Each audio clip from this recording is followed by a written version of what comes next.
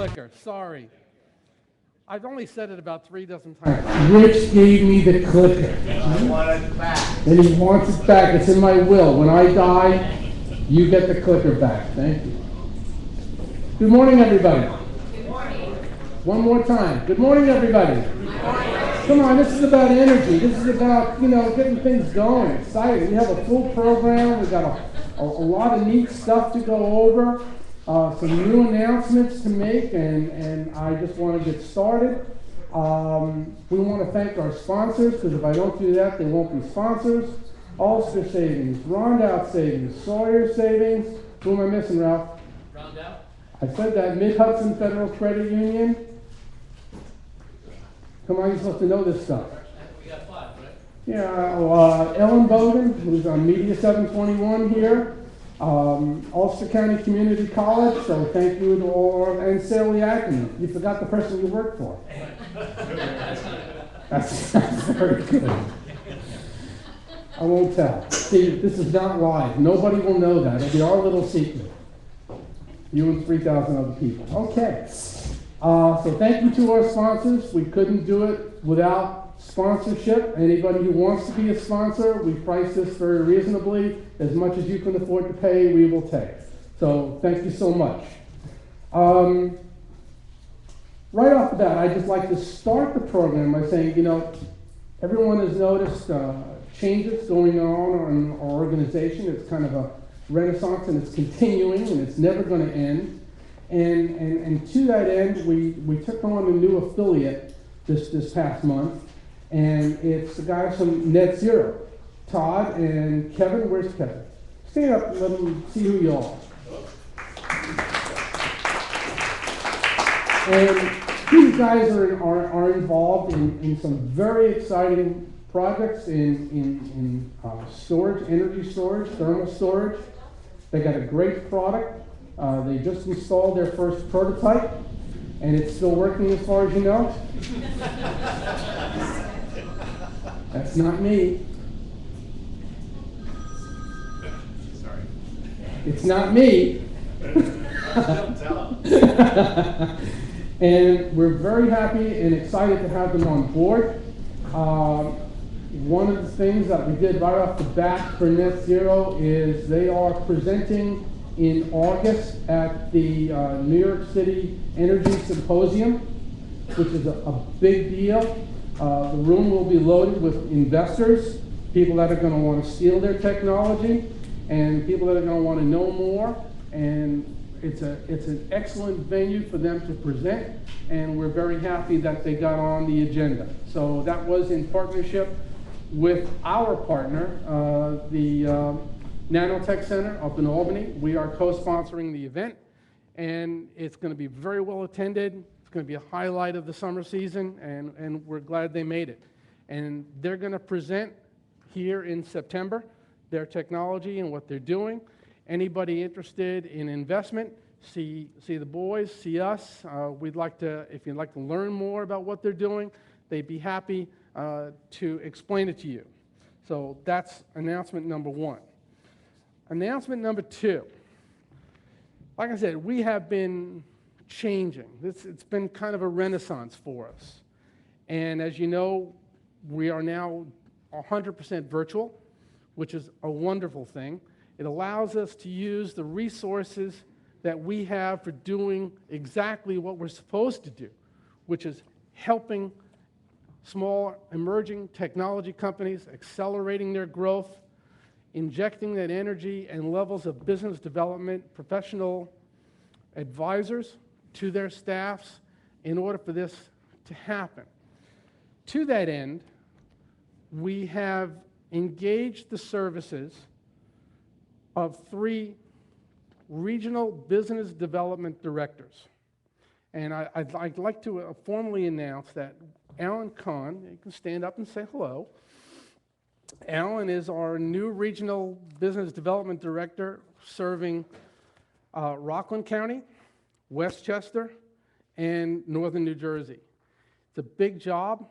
We're looking for Alan to do great things down there. He's got a wealth of experience in business.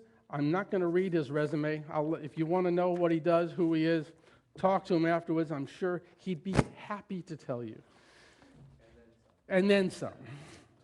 But this is a big step for us. We also taken on regional business development directors in Manhattan and also in Connecticut. Steve Young is our representative in Connecticut and has been on our board since day one. So over 5 years on the CFI board, as has Mr. Irwin Glenn, who's sitting here in the back. And I can't thank them enough for their loyalty, for sticking with this program, and just to let everybody know it's what's working. And that's a big step for the Center for Innovation. It's a big step for the Hudson Valley. It's a big step for New York State.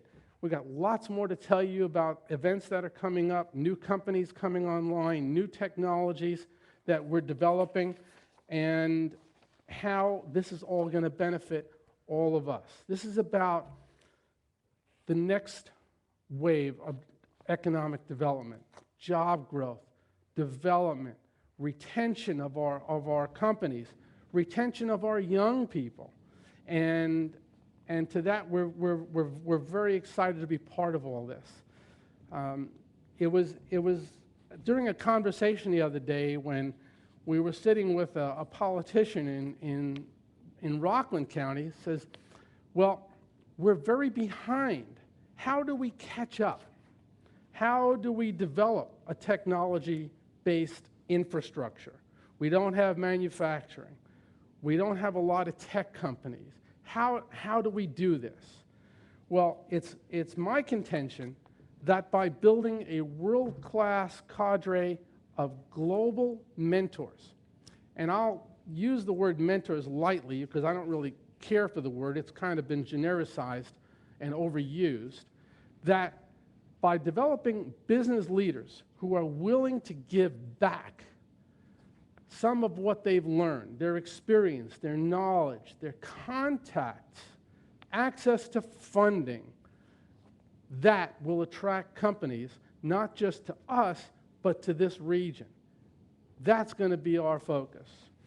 Developing not just local and regional mentors, but a global cadre of the best mentors. And I think we're off to a flying start. We've got a wonderful cadre right now, many of whom come to these breakfasts regularly, are here, but many of whom are across the country and literally across the world. And that's a huge difference between what happens here at the Center for Innovation and what happens elsewhere in the country. This is a very unique organization, and one whose model is going to be replicated over and over and over. To that end, I'm very happy to introduce my friend who you've seen on the screen, although his picture, as you'll see, you got to learn to sit back from the microphone so people can see your face. It's very dark and very sinister, and nobody knows really how good looking, what a great smile you have. Andreas Stefanidis is here today. And stand up.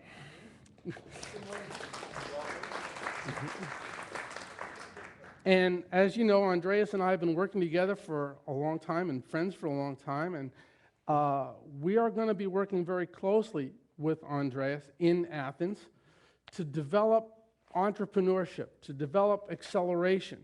We were just talking about patents and patent protection. How many patents were done in Greece last year? 18. 18. 1-8. 1-8. I think we have probably triple that in this room, okay? And so we're going to be working very closely together to develop entrepreneurs, develop entrepreneurship, acceleration, marketing, commercialization, which is the key to global business.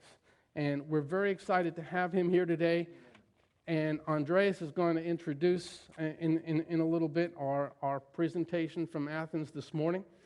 We have a panel discussion where we have 4 business leaders from our region, people who are going to discuss what they're doing here this morning in our region to help foster business. What are they doing to make themselves known, to make the economy kind of downplay, pushing this ball forward and making all this happen. And I want this to be a nice panel discussion, but interactive. This is going to be everybody this morning. Everyone's going to participate because we want to know what's working. We want to know what's not working, how you do it. Give us your little secrets. We got PR guys. We got energy guys. We got sales guys. We got construction guys. We got anything you can think of sitting here in this room. And it's a wonderful mosaic that we can build together. Now, you have to excuse me. I'm not good with the paper clips. I lose them. Okay. Last month, if you remember, we did our first, and could be the last. Richie, the clicker's not working. Oh. See, when it works great, I'm the stud. When it screws up, it just rolls downhill. Last month, we started a series on the topic of entrepreneurship versus innovation. And it's a big topic. Richie? Huh? Operator error. Thank you.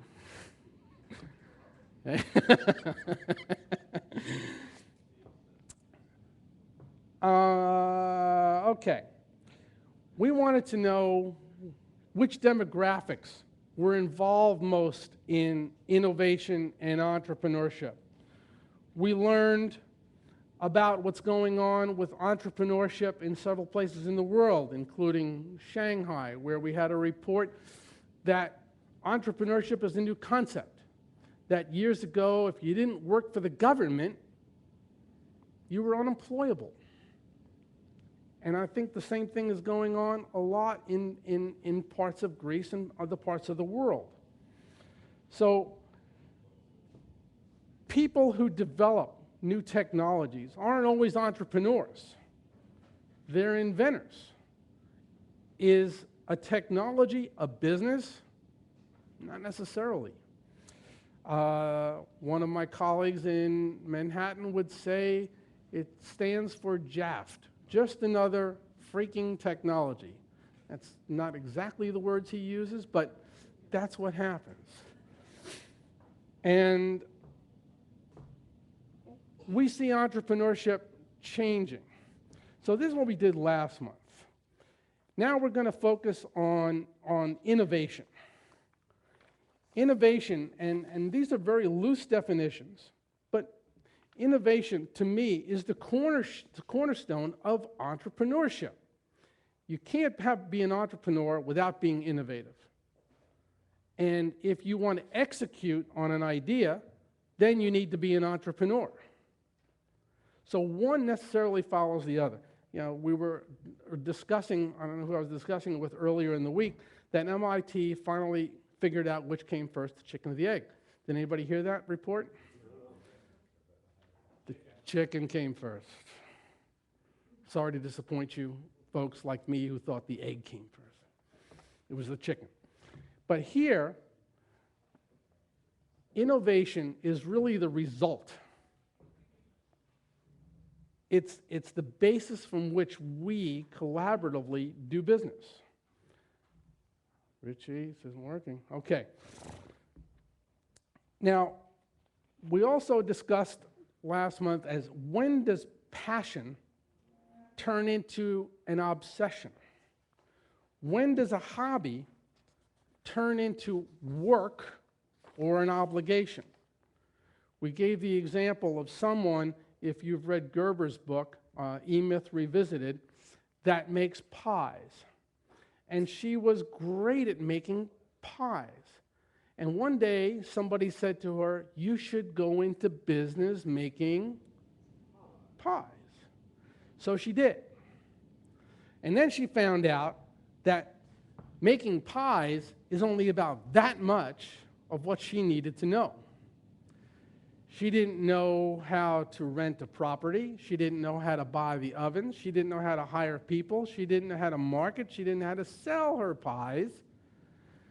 And making the pies was the least of her problem. She didn't think that she was going to have to get up at 4 in the morning and start making the dough for the pies and start mixing all the ingredients for the pies, and that once she closed the shop at 8 o'clock at night, she was going to have to sit down and do the bookkeeping, order more supplies, not get home till 10 o'clock. This became a job, and it stopped being fun. It was no longer a hobby. Now she was responsible. She was responsible for employees, health care, rent, supplies, new customers, clients.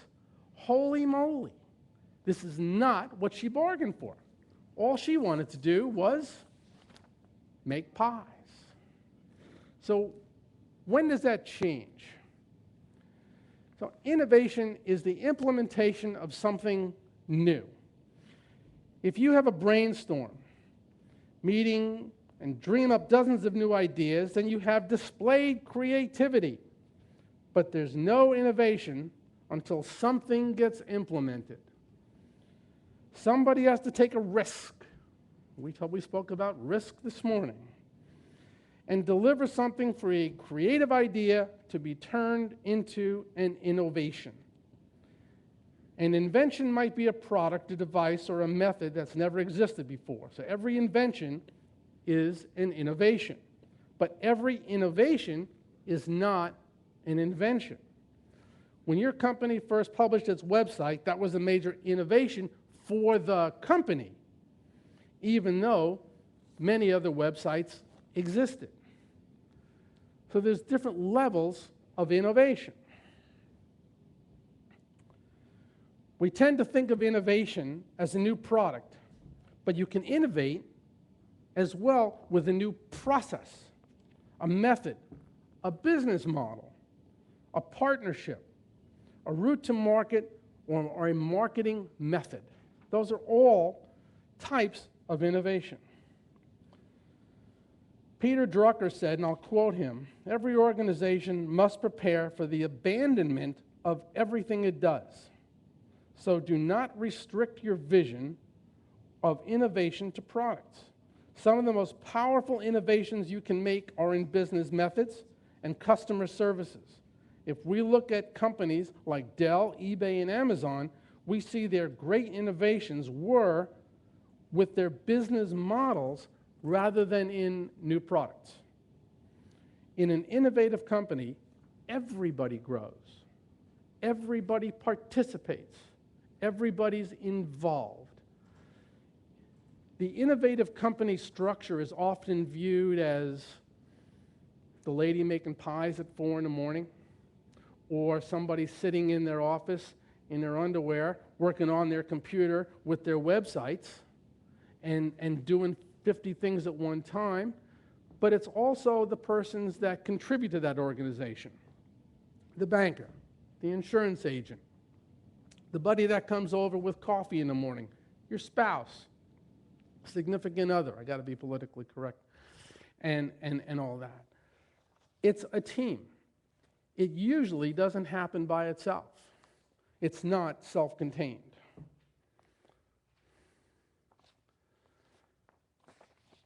I love Drucker. I think he's a great spokesperson for what innovation is. And if anybody has an opportunity, you should read some of his earlier works because they were really significant, especially in early stage countries, companies, communities looking to evolve. To be effective, all innovations need to be quantified. Without quantification, how do we know whether or not an innovation worked? By quantification, we're talking about the numbers related to the impact an innovation makes. Example, ask any group of business owners how many actual selling opportunities they had the day before. Outside from this group, I would say 99% won't know the answer. If you knew that wearing a blue suit or a black dress would have a significant impact on your business, would you do it? You know. Would you do it? Absolutely. But unless you quantified the impact that it had on a specific, as against to a specific control, to measure it, you'd never know. So you got to quantify the things that you do in a business. How many customers do you see in a day? How many customers do you see in a day? Yeah, sure. It varies radically, but I rarely see more than 4. Okay. How many are in the morning? How many are in the afternoon? Does it? Well, I have my calendar if you'd like a specific answer. No. Um, Is there a time of day that's conducive to your customers doing business? Unfortunately, some of my customers are B2B, right out flat with early stage. I've had to make calls at 7 at night at factories. Keith, how many calls do you make a week? New sales calls, new prospects? Hundreds. How do you quantify your sales calls? How do you qualify them and then quantify them? How many people are getting sit down for a cup of coffee? Okay. Versus just on the phone? So your business runs on caffeine. It's an interesting measurement. Have you ever thought about a different way to maybe increase? All the time. What do you think? What would work in your opinion? What wouldn't work? How would you rethink what you did? What would be the process? I guess you'd have to just really, my business, see where, the number of people you're really sitting down and doing, really talking about where they want to go, their goals, how they want to invest, how they want to, what are their dreams and their wants, how they're going to live later, where you could really get, into the person and how they want to grow going forward versus just trying to do business. I want to get into the person more than just doing a transaction. Now, Keith is an investment banker, also known as a stockbroker from time to time. Are there days that are busier? What do you do on Friday afternoons in the summertime? Try to stay awake. Try and stay awake.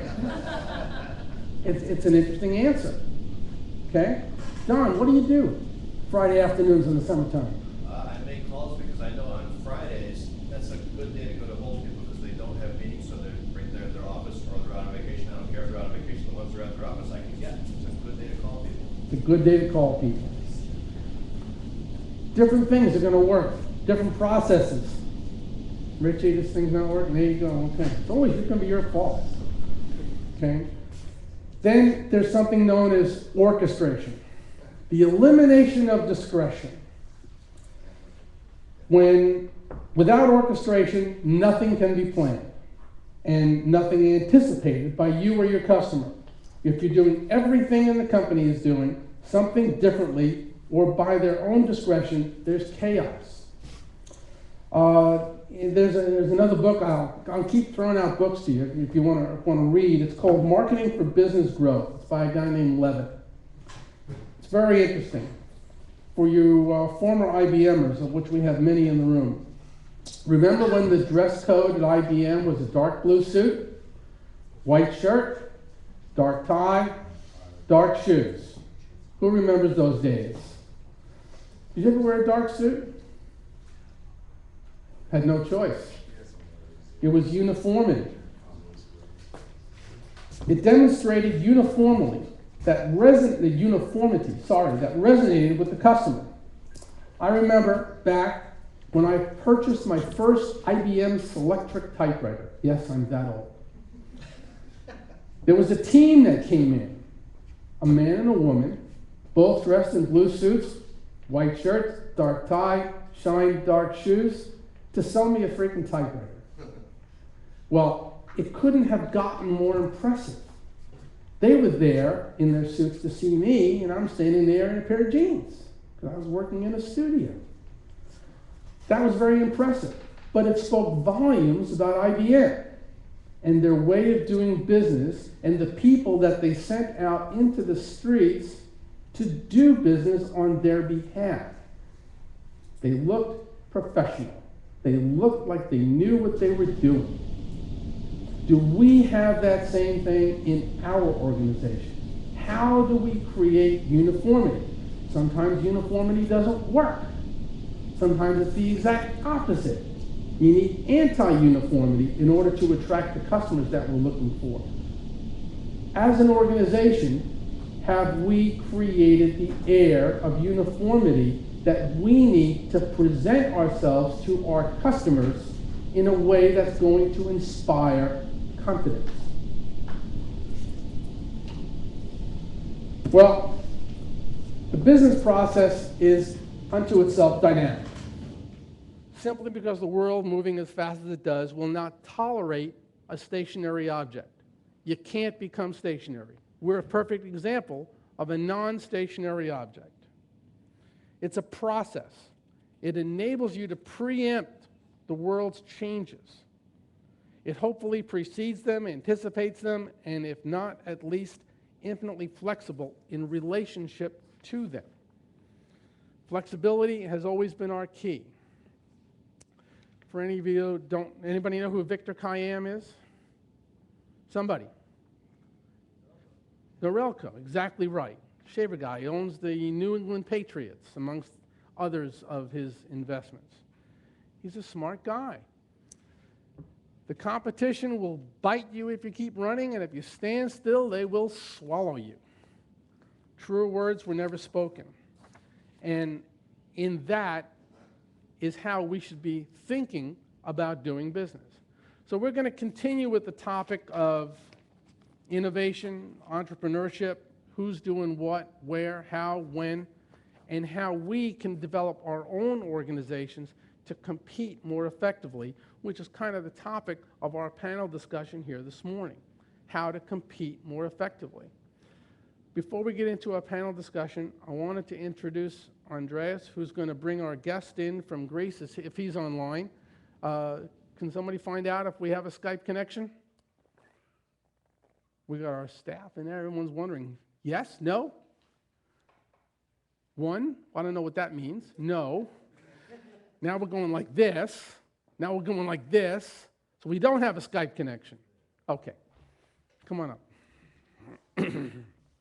See what I go through every month? You and your miserable infrastructure. Stand in front of the microphone.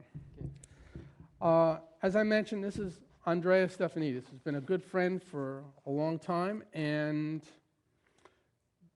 everyone has seen on the news what's going on in both Greece, Europe. I'd like you to hear from the horse's mouth, and I'd like you to ask some questions that you feel might be relevant in developing your business and seeing what we can do there. Now, just today, the speaker that we were going to have is also involved in digital media, as is Jeremy Ellenbogen, and here at 721. Well, we've now formed a connection between 721, his colleague in Athens, and hopefully, and a cousin of mine who is over in Thailand who's tuning in this morning. Good morning, Les. And we were both named after the same person. And we now have a nexus between Thailand, Greece, and Kingston. And that's the type of collaboration we're talking about. That's the kind of business development we want to inspire and launch. So introduce yourself, tell people who you are, what you do, use the microphone. I'm going to sit for a minute. So that was the reason for you to sit. Good morning, everyone. I had the opportunity to meet some of you before we start. My name is Andreas Stefanidis, and Slow. We can't understand half what you say. Okay. My name is Andreas Stefanidis, and I have the pleasure to tell you that I am an alumni of SUNY New Paltz, that I'm coming every July, and I teach 2 summer courses on the School of Business, just to remember, my university time. The last 9 years I devoted in Greece for the development of the first association of young entrepreneurs. Before 2001, we never had in Greece an association specialized on young entrepreneurs. In 2002, we did the connection of this association with the European Confederation. The main issue, it was to support the extroversion of young entrepreneurs of Greece with other European young entrepreneurs. It was at that time a very difficult initiative because in Greece, the business people, and especially the young, they're affected from their family and the parents, they're very much local oriented, not even national oriented. So it was very difficult in 2001 to explain to them why it is important to meet other young entrepreneurs outside of the country. Slowly, because also things are changing in the market, and the last year because of the crisis, the networking with other European young entrepreneurs became very important for all of them, because businesses at national level become very difficult and very competitive because big companies, they take the majority of the market share in many of the traditional industries, commerce, manufacturing, etc. So there's a lot of room for new startup businesses, mainly in the IT sector, and any innovation that they can think for new technology and green businesses as well.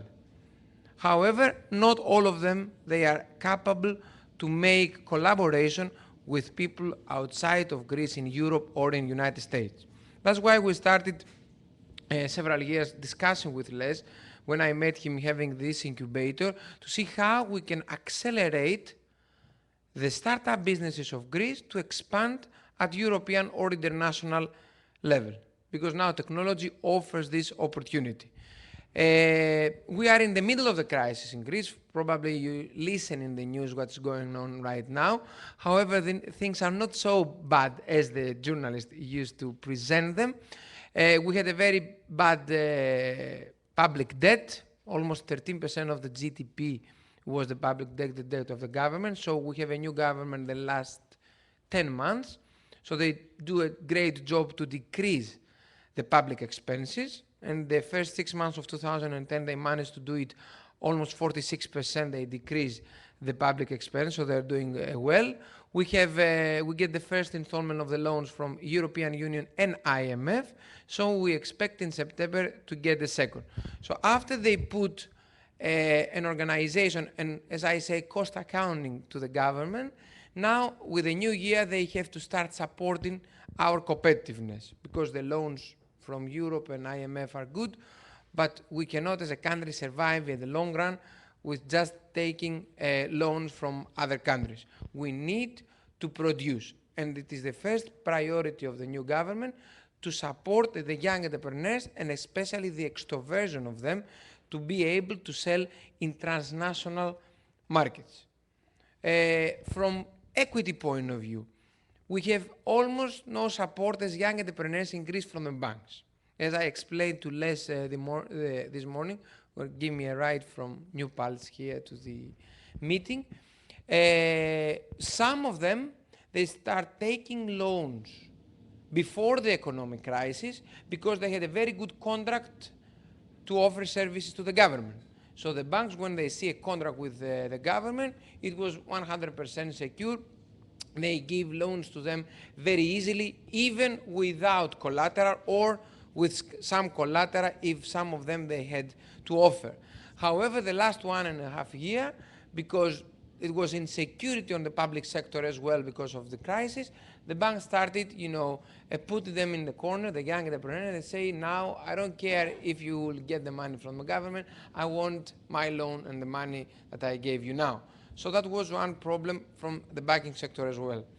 Venture capital.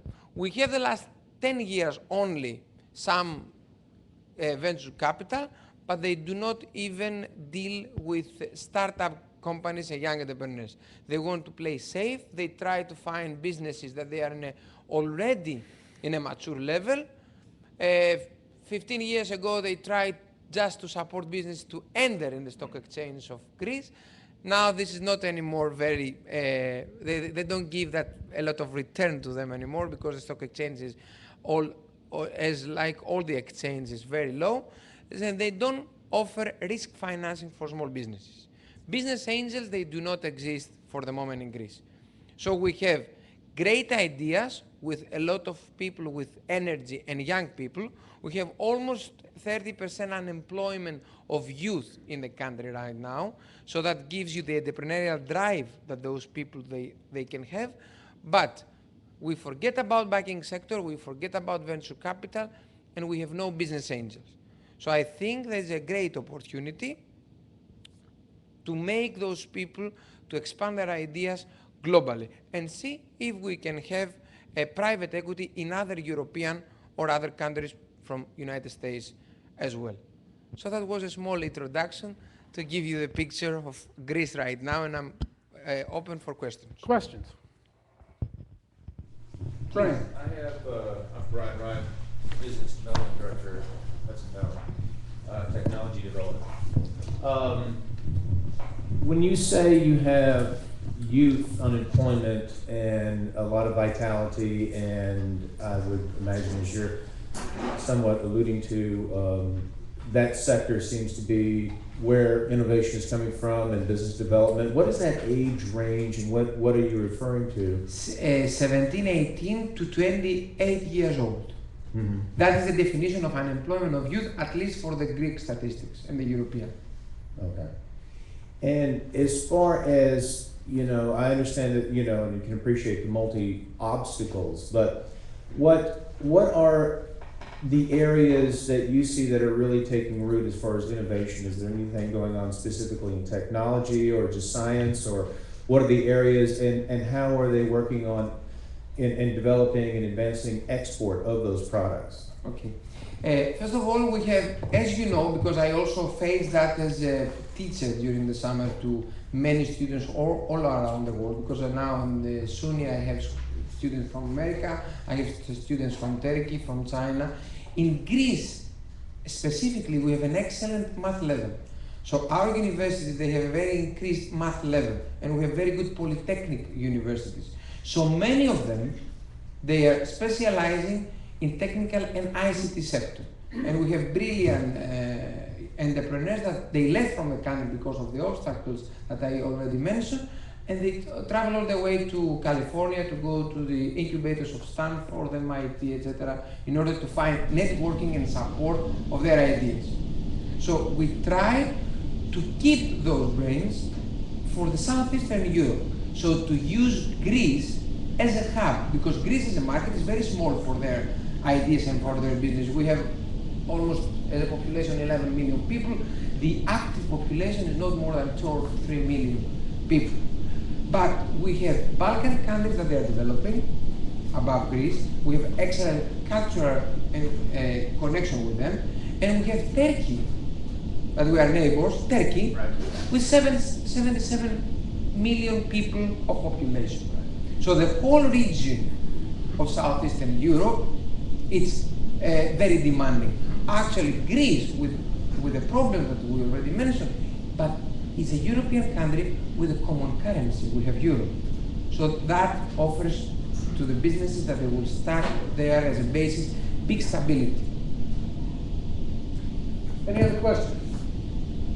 John, Yes. Paul, you gotta talk into my ear. Sure. Aside from the Hold it. hi, aside from the IT businesses you mentioned, what are some of the other companies or upstarts? What sorts of businesses or industries are they involved in? First of all, we have a lot to say about tourism, because as a base in the country, one of the biggest industries in Greece are tourism industry. So there is a lot of development of the existing tourist businesses, and we try to expand the tourism not only for the summer, because everybody knows Greece about the summer vacation and the sun and the sea, because we have excellent places that we can expand the tourism operation throughout the year. This is one of the industries. Second, we have a little agricultural, and we shift also to organics, because that was something new for Greece as well. And third, we have solar energy, because we are full of sun. 300 days per year we have sun. What about the green industry? Is there a green industry? For the moment, the only thing, because young entrepreneurs are not so much yet involved with green industry, I see a lot of projects coming through for solar energy and also wind. Especially in the islands, we have a lot of wind. They put the big wind generators. But not young entrepreneurs. These are already established big businesses. Hold on, get talking about you. Hello, did I hear you use the word incubator? Yes. Okay. My husband's a writer and he just attended a group in Manhattan in an office building that where they give rent at a lower level to new businesses, entrepreneurs. Is that the type of incubator you're talking about? I think Les is more specialist to answer that, but from my small experience, I want to say that incubator is not just to rent an office with low cost. That's just the minimum I can say. The most important for the incubator is to offer whatever you need on a startup phase to give emphasis on your core business. So if I am good, let's say, with digital media development, to work 24 hours for digital media development and all the accounting, bookkeeping, sales, marketing to be supported with people of the incubator. And second and most important, and let's correct me if I'm wrong, we need networks. Because without networking from the incubator itself, how we can support the incubating businesses to have customers in new markets? Because that's the power of business, to have customers, sales, and profits. We've been through this metamorphosis of the word incubator, and the word we use in our organization is accelerator. Incubation is an old term. It was developed in the 1980s. Incubation is going through a renaissance of its own. It used to mean inexpensive office space, shared services, and access to certain types of academic research for the promulgation of intellectual properties. It no longer means just that. We all have cell phones, Blackberries, iPhones, etc. that don't work all the time, but we do business from there. The business methodology has changed. Therefore, the way we groom new companies and entrepreneurs and train people to become entrepreneurs has also changed. We don't need the large infrastructure. It's no longer a requisite of doing business. Going to an office is not a requisite to be in business. And we find that here in this country, as opposed to in Greece, our largest entrepreneur demographic, to come back to your point, is between 28 and 34. Our second largest demographic of entrepreneurs is between 55 and 64. So we have some different issues. But our entrepreneurs in the 55 to 64-year-old demographic aren't necessarily destitute, not necessarily unemployed or unemployable, have some levels of expertise, a knowledge base, Rolodex. Someone said the other day, what the heck is a Rolodex? That made me feel very old. It's right But there with the typewriter. it's right there with the selector typewriter. You got it. Hold on, Marcy. Talk into the ear. I just want to share where my company is going, and I'm with the Holiday Inn, IHG, an international company, one of the largest hoteliers in the world. And we were told by our company that they expected everyone to be on Facebook, individually as salespeople, but also our hotels. And then the next push was, to build up our fan base. But the interesting thing was, I started about 8 months ago on Facebook, looked around and saw really what is capable of happening to a business on a site such as Facebook. And just the other day, because I love jewelry, I saw this sea glass company from California beautiful, beautiful jewelry. I would never have come in contact with his business at all, except that it was on somebody else's Facebook, and I said, well, this is pretty. The point I'm trying to say is that if I were a Greek, a young Greek, the first thing that I would do if I had something to sell would be to think outside the box and where business is going to go. And if people don't say, Facebook doesn't work for me, well, most people like myself, they're shopping at, 2 in the morning. They're looking for the next political candidate at 11 o'clock when they finish their own business. But the point being for Greeks and young Greeks, and I've spent a lot of time in your country and I love it, is the fact that they don't have to be isolated from the world because it's a worldwide market. And for us local people, I really want to say something very seriously, that if you are not internet specific and if you don't have that capability, you are missing the train. To that end, yesterday, anybody hear the Amazon announcement that they have finally started selling more online books than they have physical books? That came yesterday. Arthur. I can't reach this. Are you going to have to move? I know this is an effort. You're going to have to. Yes, you're teaching at the SUNY system, and my question is regarding education. And Les and I have talked about this before. We, in the SUNY system, have 30 community colleges, and economic environments like this, our enrollment goes way up. And I was wondering what type of educational facilities do you have? Do you have a community college system, or how can a young entrepreneur, gain something from a technical school or community college and the like? You mean in Greece? In Greece. Okay. Not here. We know what's going on here. Okay. One of the problems in Greece is, first of all, the mentality of the society from the family point of view, and also from the universities. Because we have excellent universities from knowledge base wise, but they never taught us the entrepreneurial mentality. No one, either from the family or from the university, said, you learn so many good things. Don't think after your graduation to go to the public sector or to the big corporation. You can also create something on your own. No one. So we have a problem on the entrepreneurial mindset.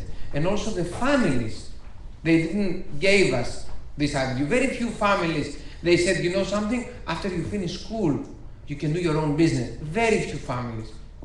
And as I said to Les, I remember back in '96, it was like all over the world, also in Greece, that crazy rally with the stock exchange. So we have many families all around Greece. They never knew before that rally on the stock exchange what a share was as a knowledge, and they took their savings and they invested in 1 or 2 or 3 stocks. Not even a portfolio for minimizing the risk. Not even a portfolio of shares. No one thought that, something, keep some of your savings and give it to your daughter or to your son after graduation to make a small business, a startup business. No one. If you ask them, they say, this is very risky things. We have some people in the government that they can give a job to him or her on the public sector, or he will look in the bank or in a big multinational corporation to find a job after graduation. That's it. And now some of the problem that we face is because of this mentality. Because not every startup business will succeed, that's for sure, that's statistics. If 10 they start and 2 or 3 succeed, it's enough progress for the society, and especially for giving jobs to young people. Right now, at European level, we have 25 million small and micro businesses. If each one of them, it is supported to get just one more employee, just one, we have no unemployment in Europe. Imagine how important it is to support small businesses, and I guess the same in the United States. Same here. With that, Andreas is going to be here. He's not going away. He's got a class to teach at 1:30, so we'll get you back maybe Want me to sit down? by then. Yeah, you can sit down. Okay. What about Skype? He never came on. It's your connection. Don't look at me. Can I check? Can I check? Yeah, how knock yourself out. Okay. Good. I told them to. Yeah. With that, I'd like to introduce to you some folks that I've selected from our community. Melinda Buff, pull up a chair, go up on stage. You can leave your purse. I won't steal it, I promise. Melinda is with Ulster County Development Corporation and plays a vital role in economic development here in the Hudson Valley. Kristen, come on down.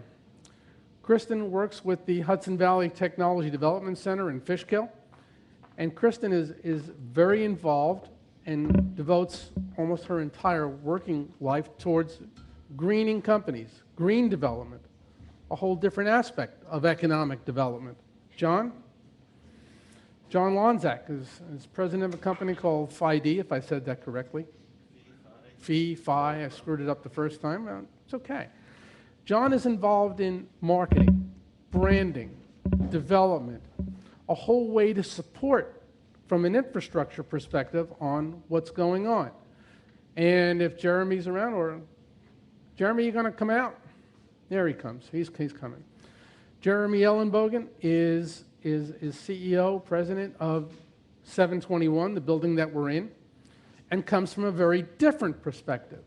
Not only how to brand companies, not only how to promote economic development, not only how to entertain green companies in development, but how to get them progressed, how to get them involved in the digital media, in the digital age that Andreas spoke of and that Marcy spoke of, and everyone is agreed needs to happen. So what we're going to do is, I'm going to take the microphone and I'm going to hand it to Melinda. And I'm going to just start off by asking a couple of questions of the panel, and feel free to just pass the microphone back and forth. There's no formal order. And then I want to open it up for discussion. This is about you. This is about your businesses, our community, and how we're going to grow. Melinda, here in Ulster County, there's a lot of different types of development going on, a lot of growth. Where do you see it? How are you getting it? What's working? And you got to talk into the microphone. I'm thinking. Oh, okay. I actually see it in manufacturing, the growth in manufacturing. Okay. Manufacturing was a stalwart here in Ulster County for a long time. It was, and it still is. That the areas we have some strong manufacturers like Wolf Tech, Stavo Industries, FTS, Millrock Technologies, and a lot of these companies are using this period of economic downsize to as an opportunity for expansion and to look for opportunities. Where are the markets? A lot of the markets are not here. They're elsewhere. They're global. A lot of I work with a lot of these companies, so I'm confident. I'm conscious of being confidential about their business plans. So, but I know that in one company, less than 5% of their market is in Ulster County. It's elsewhere. Is it domestic? Is it international? It's international. Some companies are only domestic. For example, Salux is mostly U.S., some Canada, some South America. But we tend to work with manufacturers a lot because they have the highest multiplier of any industry. So for every dollar that is invested, there's a potential for $5 return because essentially the money is coming in from elsewhere. So they're drawing money into the county. So it becomes a business retention and a way to attract new business at the same time. Exactly. If you can grow a manufacturer, you can grow an industry, a cluster around it. They'll need, metal fabricators. They'll need ancillary businesses, and so that will increase job growth as well. Another reason for working with manufacturers is, as a relatively small entity, we have to be focused on where we put our energies, because there are at least 5,000 businesses in Ulster County, and if I spent equal time on those I would spend 40 minutes on a year for each of those businesses. So our focus tends to be the larger employers. That being said, we do try to assist everybody who comes to our door, whether it's trying to point them at a business service that will aid them, or at least getting them on our radar so that if they do grow or they need help with expansion, that we know who they are, and we've had some touch there. Without putting you on the spot, because Yep. this is not a political discussion, Okay. but everyone knows New York State has been under siege Yep. financially. IDAs have been under Yep. siege. Yep. New York State, Empire zones are gone. empire zones are gone. Attracting business. What works? Well, I'm the director of retention. I knew that. New York, it is difficult. We are out there as the 49th highest tax state in the U.S. We do have some benefit. We do have water. So, for example, we have a Japanese mushroom company that's coming into Sullivan County, or Orange County, near Wurtsboro, and the reason they've located here is because we have water. The Northeast has water. That's why to come to New York. There's a Greek company that came recently, Faye. It's a yogurt company, and it came to I think it's Binghamton where they are. It's a $100 million investment. They came because of tax incentives that New York State offered to them, and the local IDA offered to them. So the only way that we can the way that we can attract is through our natural resources. We are also we have the best public college system in the States, so we have a highly educated workforce. We do have a number of headquarters here, that's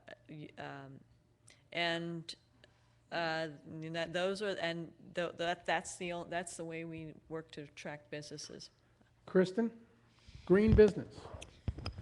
If there's a word, if there's a phrase, which is on the top 10 words that shouldn't be used, it's green. But we like it or not, green is here to stay. Everybody wants to green their business. Why would somebody want to green their business? Well, I guess... And what's the definition, if you can find one someplace? To me, greening your business is about becoming and making your company environmentally and socially aware of what's happening, and showing that your company cares about the environment and your employees. And that can come in many ways depending on what type of company you are. So I want to make sure I hit your first question. What was your first question again? Why would a company do it? Yeah. So, as far as coming in many different ways, it may be making sure you have energy efficient lighting on a simple basis. But if you're producing a product that is sourcing its supplies from many different countries that it could source in the United States that's a little bit closer, or if you're producing a product that basically has the cradle-to-grave process as opposed to a cradle-to-cradle, where your product ends up in a landfill, that's another opportunity for your company. So being environmentally conscious, like I said, depends on what your company does. And then why would a company do it? Well, aside from just the feel-good piece of it, you could make changes that are saving you money because you're saving electricity. So it's bottom line. Bottom line, for sure. Saving on your water, because now you're possibly recycling your water and not dumping everything down into the ground, and so that you can save there. You could possibly save on your landfill because you've decided you can, or you figured out a way to recycle some of your products, or another company will take them, so you're not adding to the landfill, and therefore you're decreasing your cost of your landfill. Of your waste disposal. Are people listening? Are people as in companies, or people as in Companies. consumers? Companies. Are they listening? I think companies for a long while have felt that making changes, they know it's the right thing to do. I think because of the recession, they were a little reluctant to do it because they just wanted to survive, and so they're looking for ways to keep their company afloat.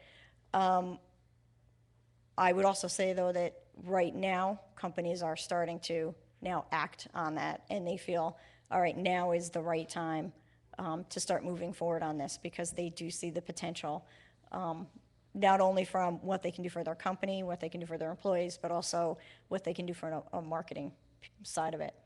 John, what do you think? Are businesses listening? Are businesses reacting to a new socioeconomic climate? Are they marketing differently? Are they promoting themselves, branding themselves differently than was before? What do you see? Well, first off, just to follow up on the green thing, green is green, and businesses are making changes that are going to save them money or allow them to use their money differently. From a branding standpoint, I don't see drastic changes given the economy with how people are presenting their brands, but I think I see new brands developing, and a certain directness and honesty in communication. People aren't over-promising. They're basically supporting their brand better, because that's about all they can do. The other thing I see going on is that companies are investing in new product development because that's their only opportunity for growth. Essentially, over the last 15, 20 years, these companies were maximizing profits by scaling back. And in part of that scaling back, they've lost their product development cycle. So now I think they're a little bit gearing up. I mean, everyone I know in product development is busier today than they were a year ago. And that's amazing to a lot of people. That whole cycle has begun an upturn. Well, I think cycle is key here. Everyone, depending wherever you are in your business or type of business or industry or your service, is on a different part of that cycle. And some people are feeling the brunt of the economy right now, but a year ago they weren't so bad. Other people who were feeling it really bad a year or 2 or 3 years ago are kind of at a different end of the cycle. So I think that, the folks who are still standing are in a great spot. And there's never been a better time, in my opinion, to be developing new products, because you can't put money into manufacturing or selling them because the market isn't there. But if you can develop the product now that people are going to be willing to part with their money for, then I think you have something. And that's where the opportunity is. I think, over the last 10 years, the economy was fueled somewhat artificially by scaling back. And perhaps there was fat in a lot of companies. But I think the way out of the economic situation, is to provide products and services that people want and will be willing to part with their money for. Not putting you on the spot, but how much of your business is local? Regional? Let's keep it regional. I would say today a large part of it is. And that's a good thing. Yeah, I think so. Although I've shifted my own market. I used to work with larger international companies, and I've been focusing on smaller companies from startups to $50 million a year companies. And the reason I did that was I changed my business, and I couldn't support those larger projects. There was lots of competition for those larger projects, those larger companies, and oddly enough, the the dollar volume was decreasing. So it's a leaner, meaner organization. Yeah. I think everyone has to, just like you have to do at home, you have to do less, you have to do more with less. And Yes, you do. that's a good one for Thank you. I'll give that one to you. Jeremy, you've been involved in digital media, new media, with both large companies, small companies, national companies, international. How do you see your business developing? And this place is just growing leaps and bounds. Why?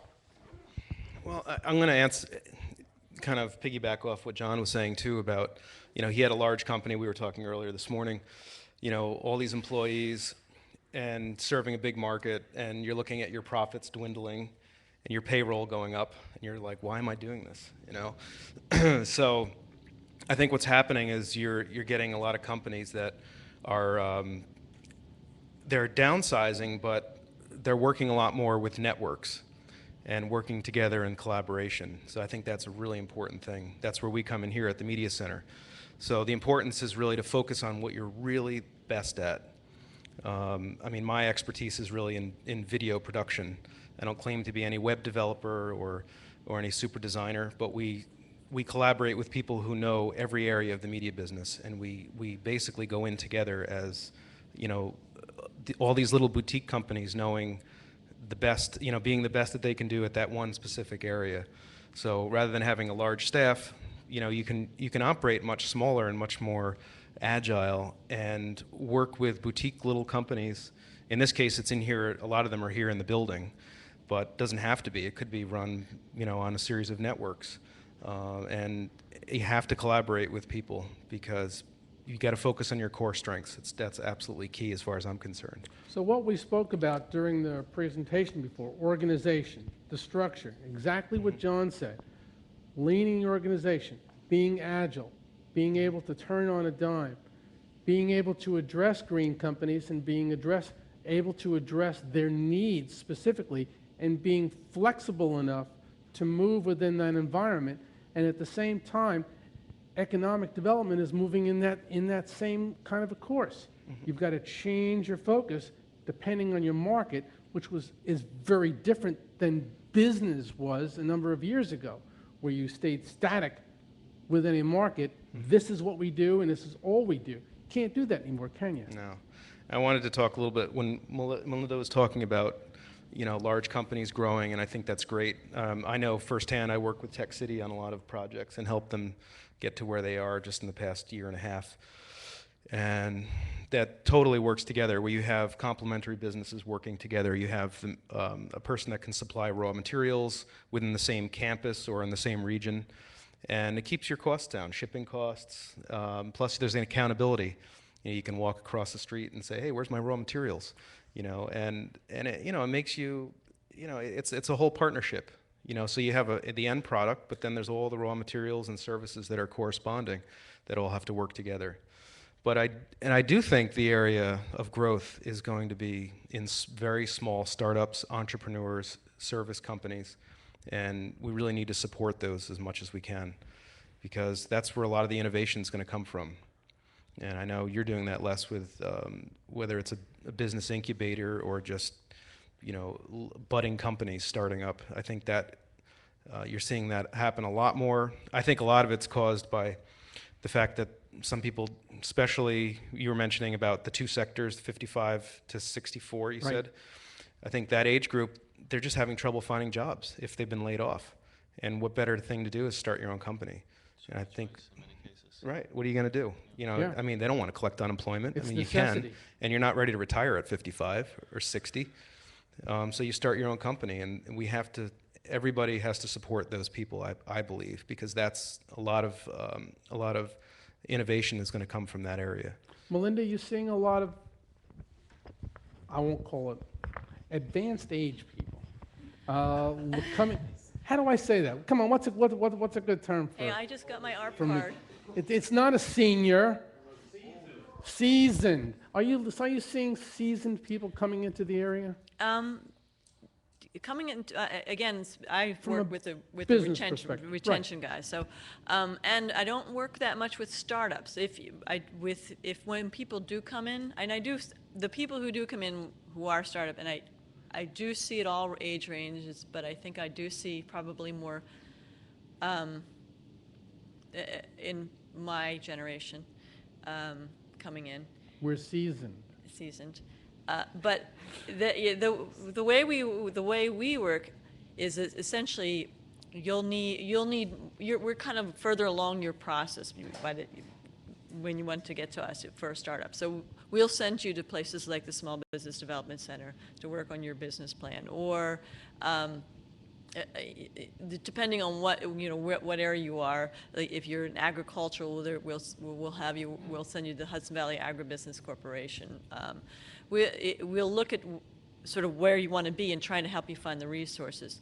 But we don't work so much with small startups. Again, because our mission is to create good jobs. I mean, and a good job is defined as one that's above the lower medium income, which is about $39,500 salary. So we'll be looking. If you come in and say, I've got this experience. I've been 25 years been doing this, and I'm starting a business, and I'm going to hire 25 people tomorrow.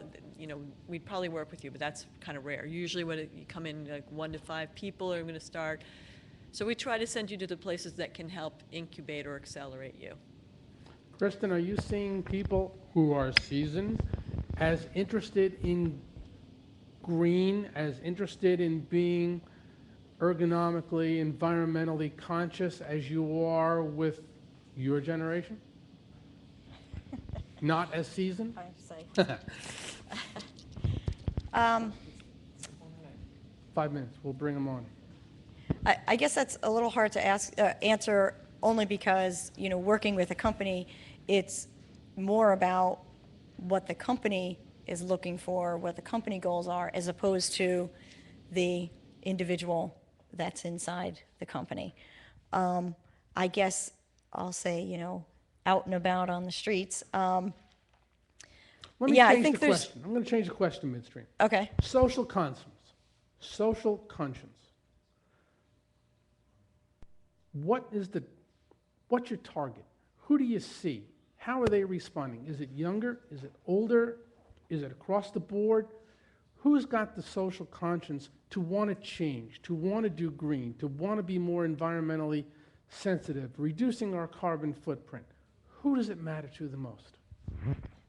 Yeah, and that's somewhat where I was going. I guess it can be any age range, because it depends on kind of what their goals and convictions were kind of growing up. And so I've seen, regardless of the age, it's more dependent on what their background is, what their passions are. If it's someone who's always liked to hike and go outdoors, they have more of an inclination towards making a lifestyle change to make sure everything in their life is fitting that and protecting the environment. If it's a young person who's looking to get a great job and make a lot of money and buy sports cars, they have less of an inclination to care about the environment because they have different goals. Did that answer your question? Do you have? It's kind of an easy question for a lot of the companies I work for. It's about operational efficiency, and being green a lot of times is about operational efficiency, so it's a no-brainer. So it doesn't matter what your political, social consciousness is. It's making your business more productive and profitable. Bottom line. John, you see the same thing? Yeah, I think basically I think most people want and feel the same things, and there may be various degrees in terms of their acceptance of green or change in their lifestyle, but I don't see anyone being not interested in being a little bit greener, if it's from an economic standpoint or from some other standpoint. I think everyone has the same interest. I don't think people want, and I think as a rule we've been sold on it already. What hasn't happened is the product and the services aren't able to deliver on the goods yet. You run into my next point. Yeah. Thank you. All right, here we are in the Hudson Valley. We got a state that's essentially totally dysfunctional, out of money. We got a federal government, this is not a political statement, that really doesn't support small business. How do we grow? How do we do this as a community? Jeff, how do you do it? Hey, you got talking to the ear. Well, I think a lot of it is, what was already mentioned, a lot of it is collaboration. Finding those businesses that you can work with. The outsourcing piece of it, I think, is important. And I think a lot of it is going to be political. Even though it's not a political statement, I think we need to be aware of how important small business is and the impact that our leadership has had on that. Okay. Well, I was coming to you next anyway. John's in the PR business. John sees it every day. Thanks, Les. You know, this is something that a few of us have been talking about recently, about increasing our employment, increasing our small business health. And I think there's focus that we've had institutionally in the past. And Melinda was saying, look at employment. Well, employment, I just looked at the numbers, has gone down 25% in 10 years in Ulster County. Total manufacturing employment has gone down. Total employment's gone up about 6% in 10 years. I'm thinking that the spectrum should be more where Jeremy's coming from, and several of us have been talking about that, and that's networking. That's people who are in the micro businesses, which make up most of our employment, at least in Ulster County, if not a lot in the Hudson Valley. What if we started networking and supporting one another? What if we started supporting using the businesses that are here and beyond here, in markets that are beyond here? Some of the people have been talking with the folks at 33 Delivered. I know you've met those, Jeremy, which has taken over. Right now with them. You're working with them now, right, and we are too. And it's really about bringing together the talent that's here and serving national and international businesses. Talking with Rick Dragon, who he had sold Oxclove a workshop to 33 Delivered and is now on Dragon Search Marketing. And we were talking the other day, what if we were just to become one big networking county, business to business, supporting one another, supporting business, getting Jeff Mell's business out there so people knew you could get, if you're a little startup, you can have an assistant who's not in your office, answering your phone, and so forth and so forth. The kinds of things you've been doing, Les, with HVCFI. That's my thought. It's valid. Anybody else? You might as well raise your hand before I pick on you. So, Phil, go ahead. Where's the marketing? You have all the network together, you have all the industries. Where's the marketing? Advertising is not marketing. Where is the market? You're looking over on the other parts of the world to sell your product, to make a few jobs. Where is the marketing to build an economy?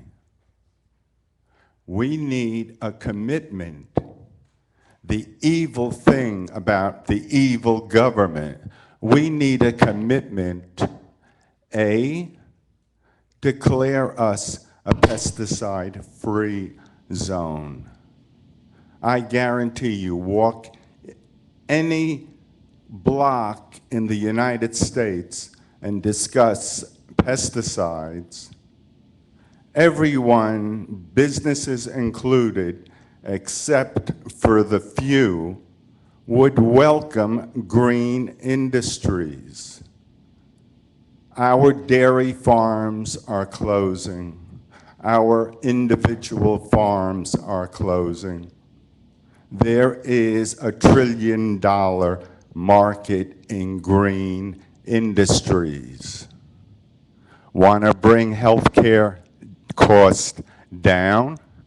Excuse me. They are sickness costs, not health care. Sickness is so common, it's being referred to as health care. A pesticide-free green built economy creates a true WPA. In other words, convert our farms, dairy farms, livestock farms to organic. All the industries are here, the minds are here. The brain cells are lost in the canyon between the right and left portal. We need marketing. It cannot come about without a commitment from our municipalities. Thank you. Thanks, Phil. Les? Go ahead, John. I guess the revolution won't be televised. I think that you make some good points, but I don't think we should expect government to be doing these things for us. We are the true capitalists. Microphone. Well, just talk into it. Sorry. There you go. I think this group, the entrepreneurs, are the true capitalists. The reason the pesticides are there and some of these industries you're talking about are there is because they have the money to have the voice to the politicians, and the politicians may not know too much more than that. And essentially, these big businesses are sort of indirectly or somewhat subsidized by cooperation. I think that the startup is the most exciting thing. I think there's green business. You make a good point. The market is there. We just need to deliver. And look, large companies have a hard time doing new and novel things. Microsoft is successful because they acquire small companies that develop products. They aren't necessarily developing them themselves. The infrastructure is too large to create that kind of atmosphere. And many of these businesses that are here are going to be developed in a few years and sold to larger corporations. I think things are moving in the right direction, but to expect government handout for what we're doing is kind of silly. Yes, you'd like some more support, and I think it's getting there. But I think people like us are making the difference, and it's going to take some time. I'm going to change it. I'm not discounting it all. I think what we need to do is focus on not just government, but business. And this is about business. This is about how we advance our companies. Steve, did you have a comment? Just a comment. I'm kind of a transplant. Like Todd, who spent a lot of time in California. I grew up there. So part of the question is, and I'm not a native to this area, but you could take a look at what were the prerequisites that enabled Silicon Valley to explode, and why is it that Hudson Valley, that has, in a sense, a similar university system, right? A similar proximity to a major metropolitan area, New York City, a tremendous growth in educated population and nearby, and a wonderful place actually to live. I mean, it's colder than Palo Alto, but when I grew up, San Jose and Milpitas and Palo Alto was farmland. And what was it that enabled Silicon Valley to explode?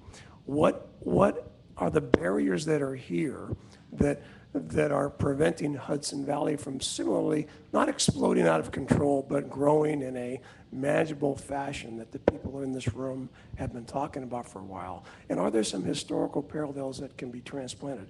I don't know enough personally about the Hudson Valley area, but there are a lot of prerequisites that exist here. What would it take to be able to have Hudson Valley be a lot more like Silicon Valley and have that be, in a way, Silicon Valley East? It doesn't need to be Bangalore, right, or Shanghai or Chengdu, all cities in which I've worked or been in some place. There are things that can happen here in Hudson Valley. So what needs to happen to bring that about? Well, I don't know if the panel is on. I'll come back right back to you. I'm going to generalize for a second. We've been discussing for, 5 years, give or take a couple of months, the regionalization of what we all do here. That it's not one county against another county, it's not one place against another place, but to be agnostic and to be thinking in a different direction about making the Hudson Valley a place, a Hudson Valley, like a Silicon Valley. I don't know if anybody knows the counties that are in Silicon Valley. There are several places in Silicon Valley that comprise what is Silicon Valley, as there are here. We have the infrastructure, we have the academics, we have the workforce, we have the will, we have the major media center in the world and financial center in the world just to our south. We have one of the most sophisticated nanotechnology development facilities in the world to our north. We've got the brains, we have the means.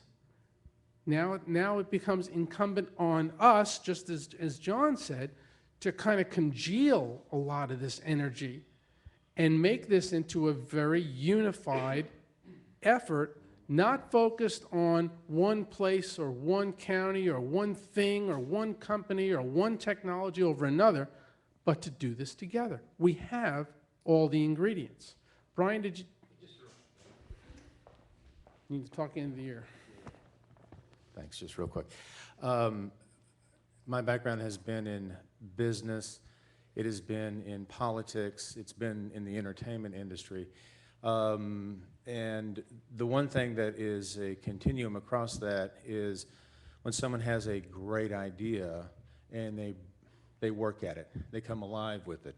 And it's so exciting to see that happen, to see business innovation, to see people take their ideas and just work at them. So I would say that this forum is one of the better things that we can do in this area and in the country, is to keep reminding ourselves that what made this country great is innovation and the individual, not necessarily the collective, that really fights for that different product and everything else. So what would be exciting to see, of course, is something like that really take root in Greece. I think you probably would see an explosion of great things happening. Great. With that, we're online? We're on Skype? I don't see anything. I see a blue screen. Let's get the technical whizzes up here, and we're going to re-engage. Is that correct? There he is. All right. It's yours, kid. Okay, I think this is business all about. I would like to welcome a friend and colleague from Greece, Evangelos Achillopoulos. Evangelos is the Chief Technical Officer of, hello Evangelis. We have voice also, very good. The Motion FX SA, he's from the broadcast media industry. He's a specialist 6 years now in film and digital intermediate services, establishing a growing network of partners in Israel, Egypt, Cyprus, Belgium, Portugal, New York, Netherlands, and offers film recording services and color management services. So if anyone you're interested for services, to do some business also. Develop products sample, because he's also an inventor. Develop a lens adapter for use on 35mm lenses, and developed a portable disc recorder and DIT workstation in 2010. Also, as I told you at the beginning of our breakfast, Vangelis worked the last 10 months on a research about the inventiveness that we're lacking in Greece and in Europe in general. As I told you, in Greece last year we had only 18 patents submitted in Greece. So we try to change the political thinking of our leaders, the government, to support the inventors, the people that they have a patent that can be international patent, to be all over the world, because this is a very important advantage, not just for the inventor itself, but for the country in general. So Vangelis. Yeah, first of all, I want to say hello to everyone from Athens. Here is nice weather, it's 32, 33 degrees Celsius. And regarding the inventiveness, by trying to pitch the inventiveness in the Greek politicians and understand them, and make them understand better, I read a little bit about the American Constitution that includes the protection of inventiveness since 1786, when it was first written from the founding fathers. So yes, in Greece we have very, very few patents, It's actually can be counted in two hands. So on one hand, that is bad.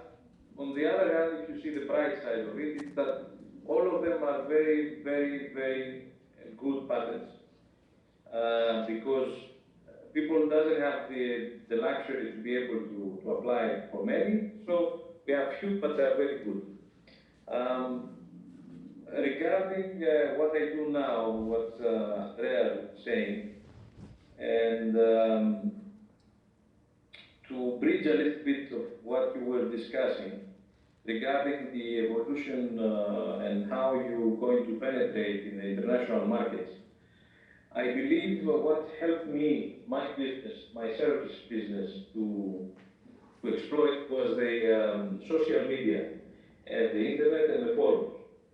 Because more and more people is getting there, it's very easy to find a niche where you can easily reach people that having a need, and you can easily be the one that can cover it and reach them actually, and create a small network. That was working, it's working for me, and it's working very well. I'm not in a business that is booming. Actually, I'm in a business that is blooming, is going down, because I'm doing field recording. Field, I think, in a few years will be vanished. There is an opportunity for me for a certain time frame, time window, that will allow to gain some funds and be able to do what I really do. And this is the pattern that I have, and try to exploit, to make some kind of startup with this pattern and really deliver the product. That actually has been copied around the country in many locations. My story starts from 2000 almost, when I started the company that invented the product, and I was with 30 people as employees. Today I'm just me and a guy, that's it. But back then we were having 30 people running 5 or 4 projects. We were doing virtual sets. We were doing disc recording for cinema use. Actually, we were pioneers of that. Something happened, and one of my main shareholders back, and my business went down. The pity was that at this point we were having a green light from a venture capital firm in Athens that was found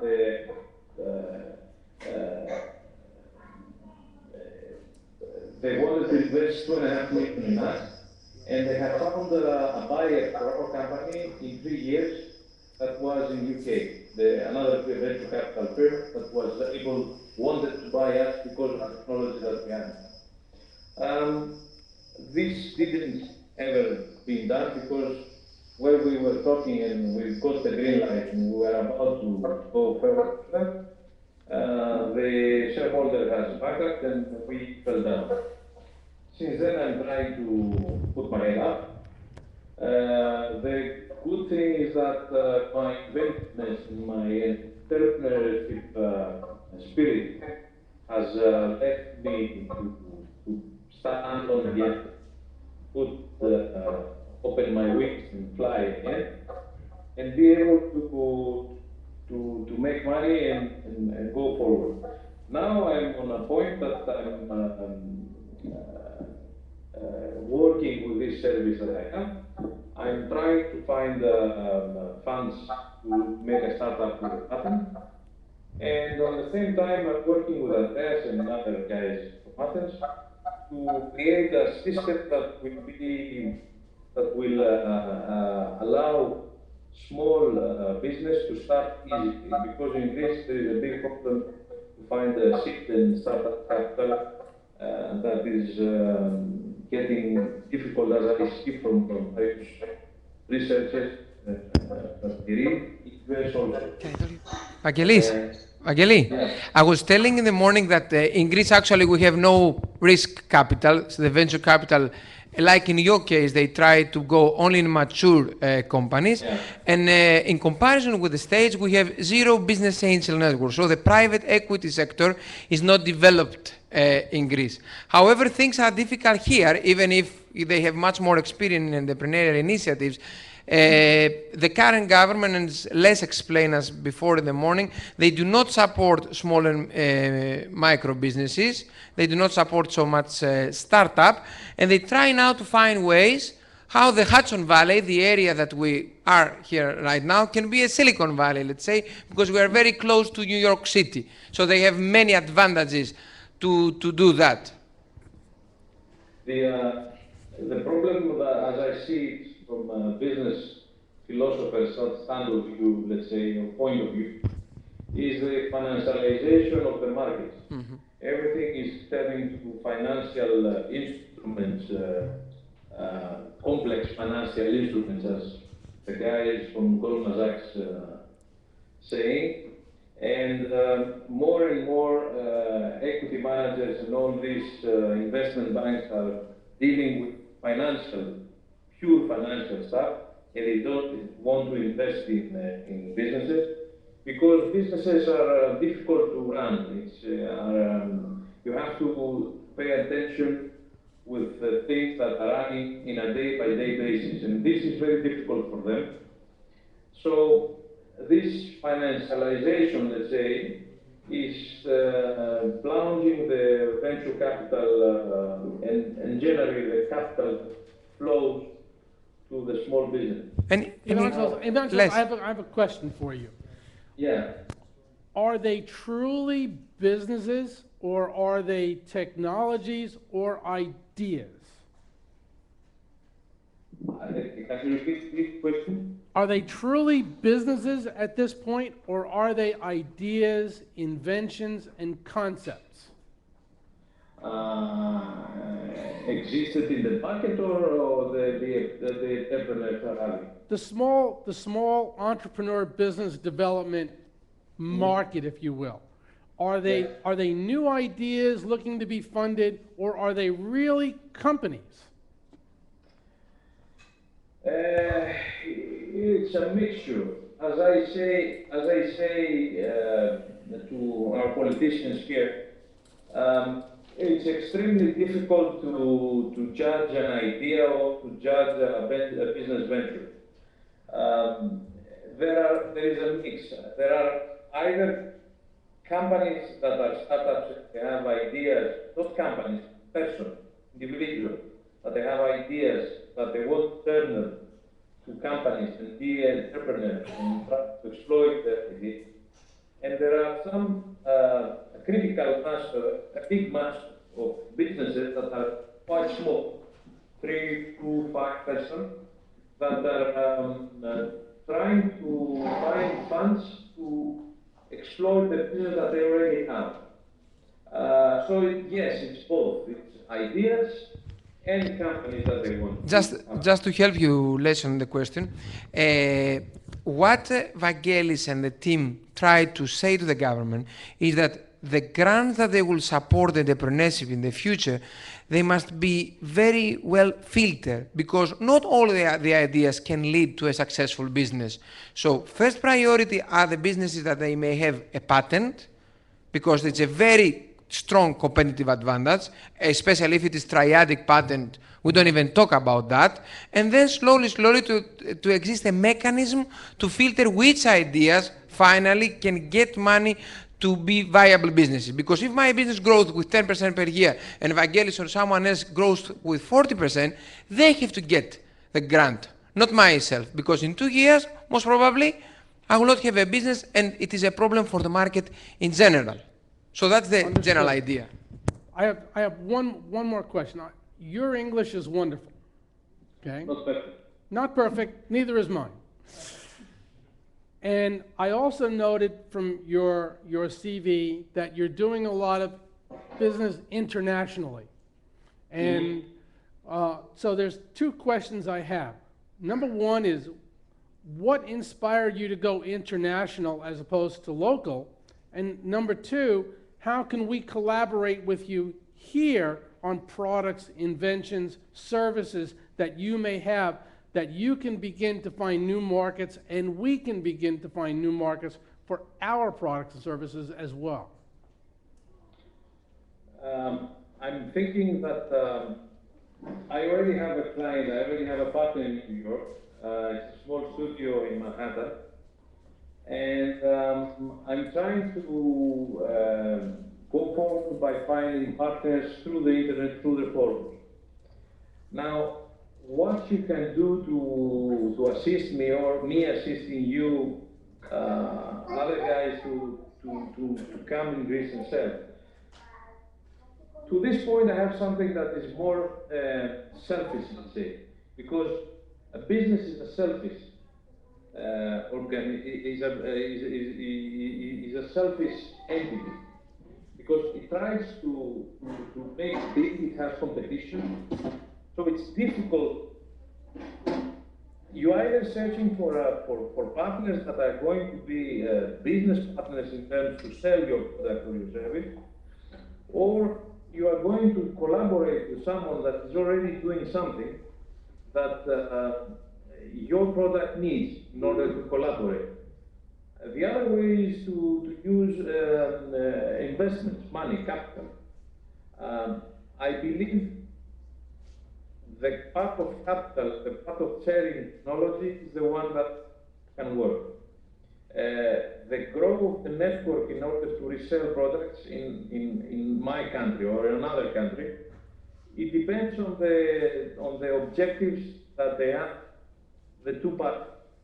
And this is something not easy. It's a chemistry. So why I did think globally first? Because I think that either think globally or die locally. So Greece is a very small market. So if you don't think globally, then immediately you have a problem, because the market is very small and very, very difficult. If all the entrepreneurs that are on the room or outside of the room are thinking properly and think what they have as an idea, as a product, as a service, whatever they have, if they think of it globally, then immediately they will gain market share and they will gain earn money and evolve. The thing is that you must not look things in one point. You have to have open mind and see everything as a global game.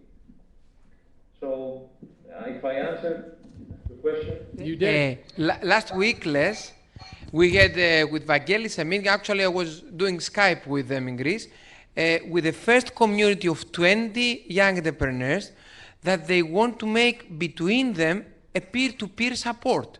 Because as I told you, there's no private equity. So they said, we all of us invest money for the next good idea between us that it's worth it to give money, either for seed capital or, if it is already mature, for startup financing. And we try to increase that, because if we expect the governments, if we expect the venture capital, it will not be any more young entrepreneurs. Right.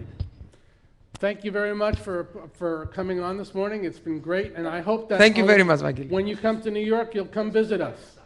Vangelis, they ask you, what is your website? The website is it's on development right now, but it's motionfx.gr. Okay. The Motionfx.gr. letter F and the letter X.gr.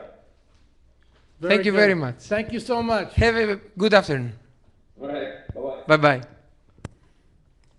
Well, I think you've heard a lot of perspectives this morning. There's a lot of things to learn. There's a lot of things to do. We've got a long way to go, and I think we have the talent and wherewithal to get there.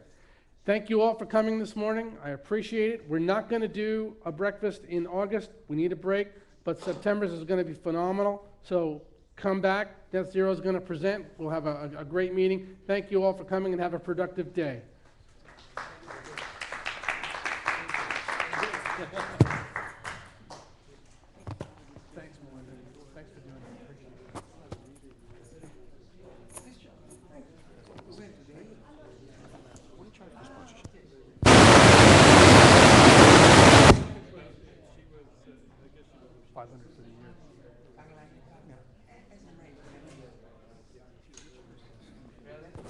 which is who?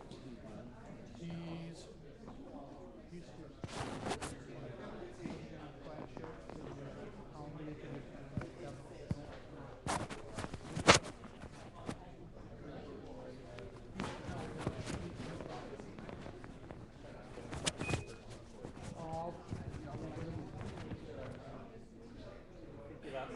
Thanks for coming. Yes, my pleasure. Hope to see you again. Great, thanks very much.